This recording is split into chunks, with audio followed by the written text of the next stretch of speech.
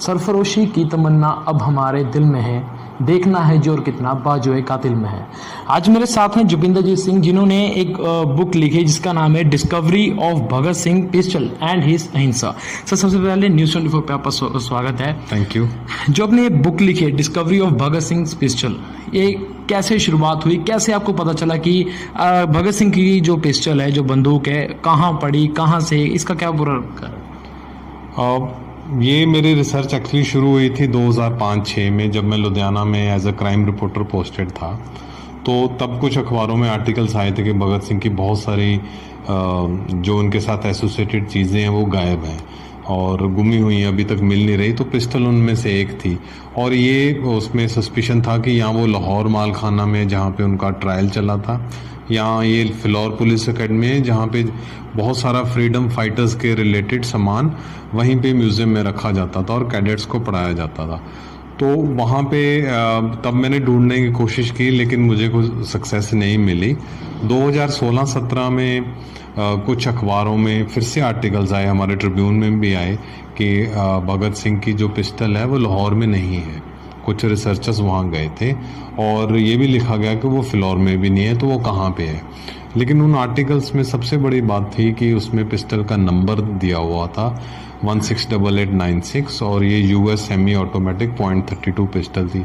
ये नंबर मेरे पास पहले नहीं था, तो ये बहुत बड़ा क्लू था। और बिकॉज मैं पुलिस कवर कर रहा हूँ, तो अगर आपके पास पिस्टल का नंबर है, हर पिस्टल का एक यूनिक नंबर होता है, एक यूनिक उसका फिंगरप्रिंट भी होता है, फोरेंसिक प्रिंट बोलते हैं जिसको। सो मुझे पूरा हुआ कि यहाँ से मुझे एक लीड मिल गई है जिसको मैं आगे रिसर्च कर सकता हूँ। और फिर मैंने पुलिस से परमिशन ली, फिलौर एकेडमी में गए और वहाँ इतना बड़ा रिकॉर्ड, 150 साल की एकेडमी है, 1931 से लेके आज तक का रिकॉर्ड हमने देखना है, कम से कम 90 साल का रिकॉर्ड। तो कैसे देखें, कहाँ से शुरू करें? तो हमने 1980 से पीछे के रजिस्टर देखने शुरू किए और एक साल के दर्जनों रजिस्टर थे और इतना मिट्टी और जाले वाला कमरा वो जहाँ पे रिकॉर्ड रूम होते हैं। तो इवेंचुअली हमें 1968 में पता चला, एक रजिस्टर में एंट्री थी कि कुछ वेपन्स बीएसएफ म्यूजियम इंदौर में ट्रांसफ़र किए जा रहे हैं। क्यों किए जा रहे हैं ये नहीं लिखा, पिस्टल का नंबर था, ये पिस्टल किसकी है ये नहीं लिखा हुआ। तो हमें लगा कि इसी पिस्टल को क्यों भेजा गया, और क्या ये पिस्टल ये फेक एंट्री है, क्या ये पिस्टल की स्मगलिंग हो गई थी, या किसी पुलिस ऑफिसर ने अपने घर रख लिया या किसी और स्टाफ ने अपने घर रख लिया और ये फेक एंट्री है। तो उसके लिए मुझे कंफर्म करने के लिए इंदौर से पता करना पड़ा, जो एक अलग काम था। वहाँ एक लैंग्वेज बैरियर था और बड़ी मुश्किल से मैंने उनके डायरेक्टर तक पहुँचा, जिन्होंने मुझे बोला कि मुझे होम मिनिस्ट्री से परमिशन लेनी पड़ेगी इस रिसर्च के लिए, आप तभी इंदौर आ सकते हो, हम ऐसे कैसे रिकॉर्ड देखें। सो बहुत मुश्किलें आई। धीरे धीरे जो आईजी पंकज थे वहाँ के इंचार्ज, उन्होंने मेरी बहुत हेल्प की, बिकॉज वो कह रहे हैं कि भगत सिंह आपका नहीं है, वो मेरा भी उतना ही है। तो उनके साथ की अगर कोई चीज़ यहाँ पे है तो ये तो बड़ा सौभाग्य होगा अगर हम उसको ढूंढेंगे। तो उसको ढूंढने के लिए उनको जितने भी म्यूज़ियम में .32 पिस्टल्स थे उनको पेंट किया जाता ताकि उनको जंग ना लगे। और तो उन्होंने बिना किसी परमिशन के अपने रिस्क पे उनका पेंट उतरवाया और उनमें से एक पिस्टल का वो नंबर निकल आया। और मुझे आज भी याद है कि रात को उन्होंने 10:30 बजे 11 बजे मुझे फ़ोन करके बोला कि तेरी पिस्टल मिल गई है। तो जबकि थी वो भगत सिंह, हाँ। तो जब उन्होंने बोला तेरी पिस्टल मिल गई है, तो उससे बड़ा मेरे लिए कुछ मोमेंट नहीं था। तो इवेंचुअली फिर दोबारा मैं इंदौर गया, वो भी मैं बिना परमिशन के, मतलब उनकी आईजी साहब की परमिशन से वहाँ पे गया। और तो मैं पहला जर्नलिस्ट हूँ, शख्स हूँ जिसने उस पिस्टल की फ़ोटो अखबार में छापी है। और मुझे लगता है कि भगत सिंह जी के बाद और पुलिस अफसर जो उस टाइम के था, मैं पहला था जिसने उसको अपने हाथ में पकड़ा है। और उस हाथ को पकड़ते हुए जिस पिस्टल से भगत सिंह जी ने अंग्रेज़ों को हिला दिया, उस पिस्टल को मैंने अपने हाथ में पकड़ा। मेरी ज़िंदगी का वो डिफाइनिंग मोमेंट था। और ना सिर्फ मेरा, उस समय आईजी पंकज और स्टाफ और अदर रैंक्स, उनकी फैमिलीज़, मैंने उन लोगों को वहाँ उस पिस्टल को छू के रोते हुए देखा है, मैंने उनको माथा टेकते हुए देखा है। और उस दिन मुझे रियलाइज़ हुआ कि मैं सच में कितने बड़े आदमी की चीज़ ढूंढ ली है मैंने, जिसके सामने सारा भारतवर्ष नतमस्तक है। सीधे भगत सिंह की अगर बात करें तो उनकी पिस्टल पहले पंजाब, फिर फ्लोर, फिर उसके बाद इंदौर भेजे गए, वहां से फिर पंजाब। ये सफर कहें या फिर जो अपनी ये एक बड़ी सी इन्वेंशन कह रहे हैं कि क्योंकि पहले किसी ने ये की नहीं थी, उसके बाद आपकी तरफ से ये करना किस तरह का कहते हैं, किस तरह का फील आया? मैं जैसे मैंने बोला कि मेरी ज़िंदगी का सहारा है वो इस पिस्टल को ढूंढना और उसको हाथ में पकड़ना।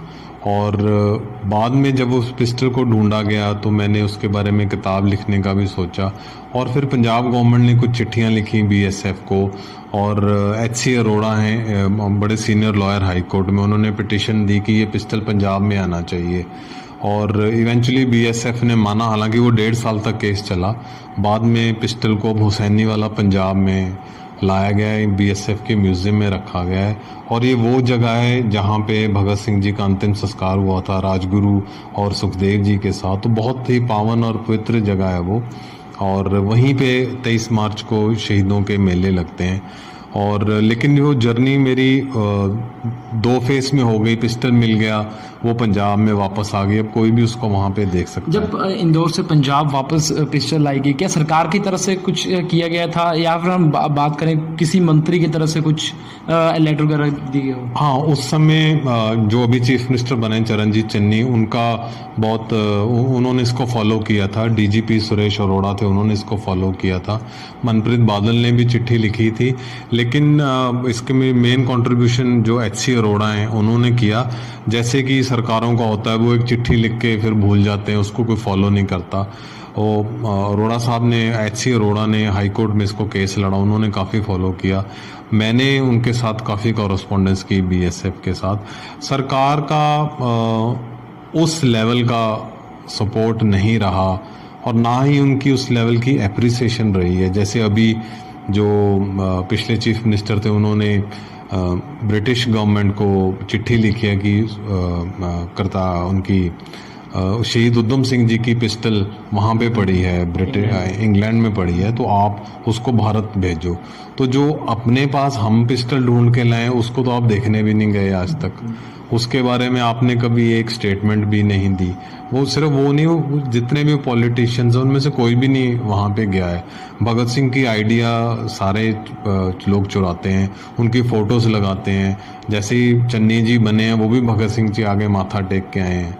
तो लोग अपनी पॉलिटिकल पार्टीज़ वहीं से शुरू करते हैं। लेकिन जो ऐसी चीज़ है, और बहुत सी चीज़ें ढूंढने वाली हैं, ऐसे नहीं है कि सब चीज़ें मिल गई हैं।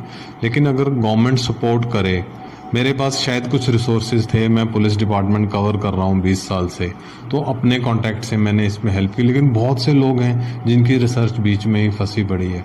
अगर हमें परमिशन मिले लाहौर जाने की और एक अच्छा माहौल में हम जाएं, तो और भी बहुत सारी चीज़ें मिल सकती हैं। तो मेरे साथ थे जुपिंदर जीत सिंह जी, जिन्होंने किताब लिखी discovery of Bhagat Singh pistol and his अहिंसा। अब इनका कैसा सफ़र रहा, इन्होंने साफ तौर पर बताया। फ्लोर से इंदौर, इंदौर से भगत सिंह की पिस्टल फिर से पंजाब लाई गई, बड़ा उपराला किया गया इनकी तरफ से। मैं हूँ अभिषेक मेहरा, न्यूज़ 24 चंडीगढ़।